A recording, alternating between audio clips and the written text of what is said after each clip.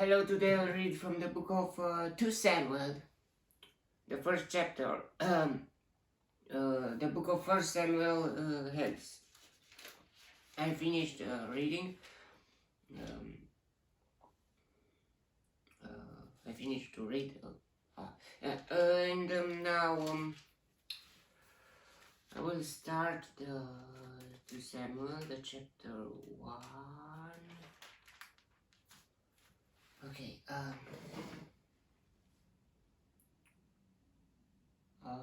1 Samuel chapter 31 was about, it ended with Saul and Jonathan died, and Abinadab and Malchishua and other Israelites, I think, and not I think, yeah, other Israelites too. They were defeated by the Philistines, and now let's see what's happening next. David is alive, and what will happen? Saul died, and he should be on the throne. Let's start reading. After the death of Saul, David returned from defeating the Amalekites and stayed in Ziklag 2 days. On the third day, a man arrived from Saul's camp, with his clothes torn and with dust on his head. When he came to David, he fell to the ground to pay him honor. "Where have you come from?" David asked him. He answered, "I have escaped from the Israelite camp." "What happened?" David asked. "Tell me." He said, "The men fled from the battle. Many of them fell and died, and Saul and his son Jonathan are dead." Wow. Jonathan was his best friend. Then David said to the young man who brought him the report, "How do you know that Saul and his son Jonathan are dead?" "I happened to be on Mount Gilboa," the young man said, "and there was Saul leaning on his spear, with the chariots and riders almost upon him. When he turned around and saw me, he called out to me, and I said, 'What can I do?' He asked me, 'Who are you?' 'An Amalekite,' I answered. Then he said to me, 'Stand over me and kill me. I am in the throes of death, but I'm still alive.'"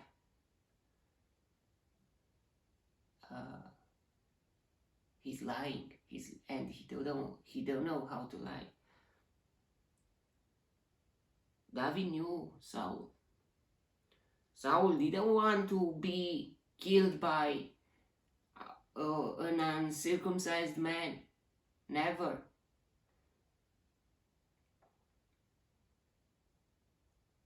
Even that's why he killed himself. So I stood over him and killed him, because I knew that after he had fallen he could not survive. And I took the crown that was on his head and the band on his arm and have brought them here to my Lord. Yeah, somehow he found that. He was there on that night after the death, the defeating, the warriors went to sleep, to rest, or to be healed, and just the next day they would rob the bodies. But this Amalekite, I think that night was they are trying to rob the dead people, and somehow he found Saul. He found the crown.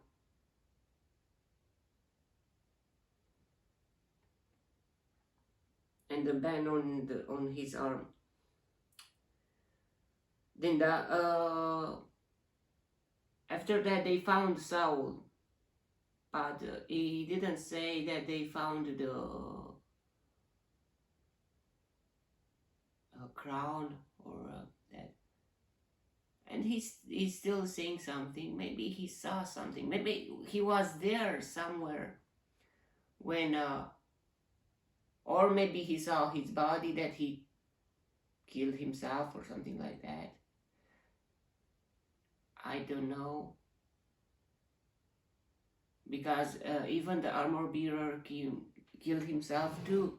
So who was this Amalekite? Was there somewhere on the bush or something, or he found them just after that? Then David and all the men with him took hold of their clothes and tore them. They mourned and wept and fasted till evening for Saul and his son Jonathan, and for the army of the Lord and the house of Israel, because they had fallen by the sword. Now the Amalekite, he doesn't know what is really happening. Even the Philistines, some of them thought that, and even the Israelis, maybe some of them, they thought that after Saul is dead, David will be happy. And he's a man, David and his man. But he's not.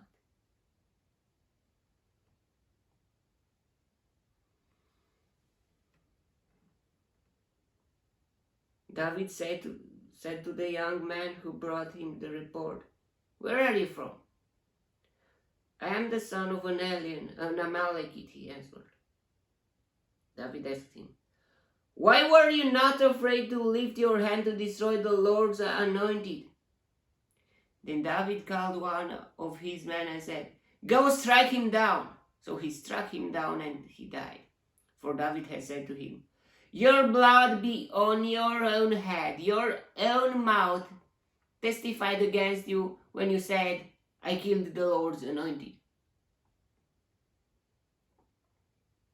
David took up this lament concerning Saul and his son Jonathan, and ordered that the men of Judah be taught this lament of the bow. It is written in the book of Jashar. Book of Jashar.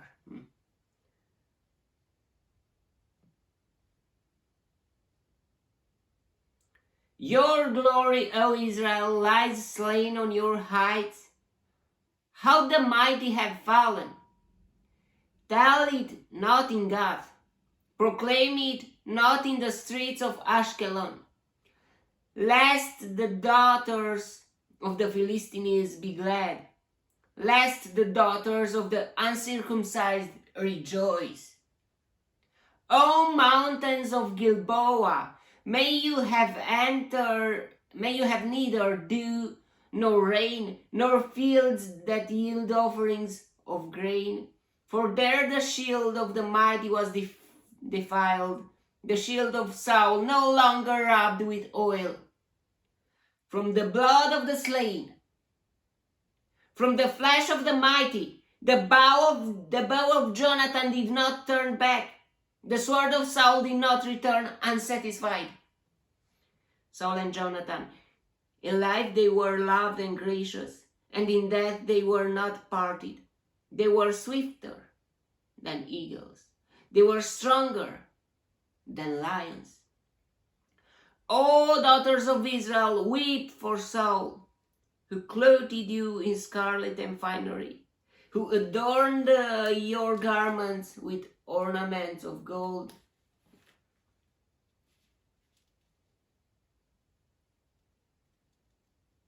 I must turn the file, but it's so. Yeah. How the mighty have fallen in battle. Jonathan lies slain on your heights. I grieve for you, Jonathan, my brother. You were very dear to me. Your love for me was wonderful, more wonderful than that of woman.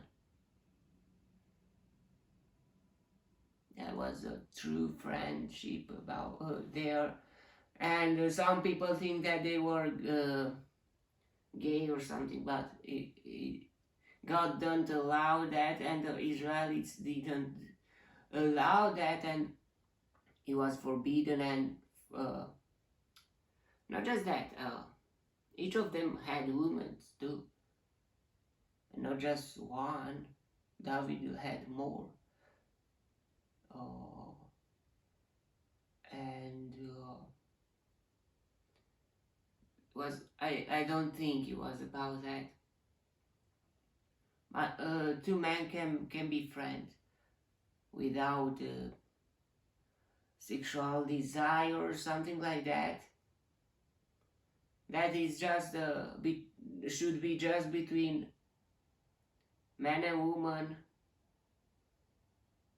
to form a family, to form, yeah, and not just that, but that part, yeah, for that. How the mighty have fallen, the weapons of war have perished. It's just he expressed himself, his sadness.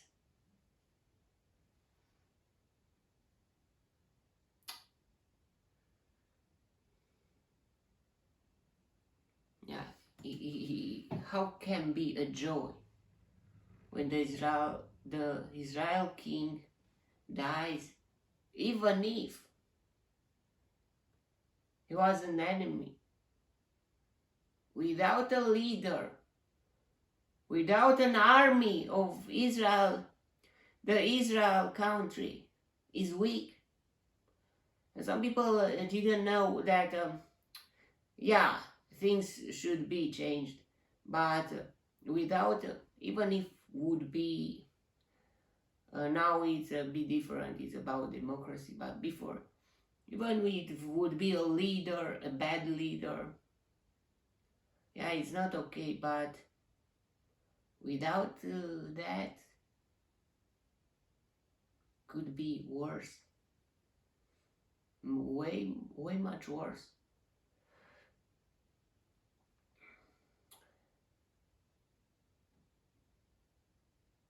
Okay, Saul was not that bad. It was just he wanted to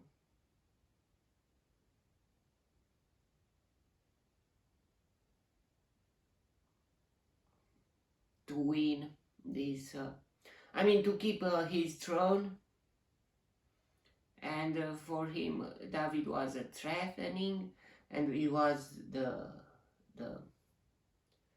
worst threat, and he tried to eliminate him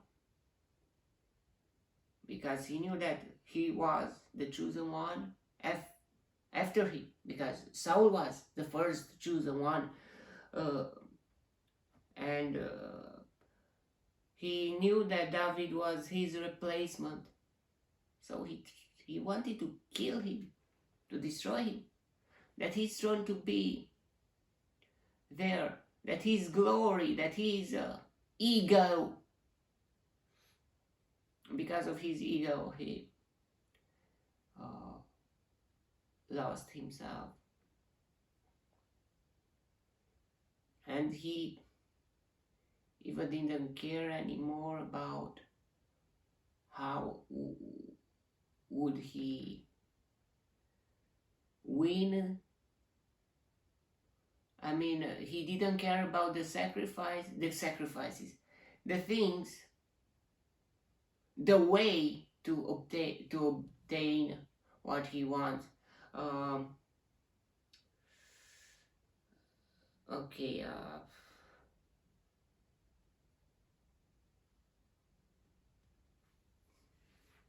It was very interesting there with that child, that young man. He thought that his spreading a good news that he would be a hero in the David's eyes. But David's heart was, in David's heart, it was God there. It was God's law, and he knew what was good or what was bad news. And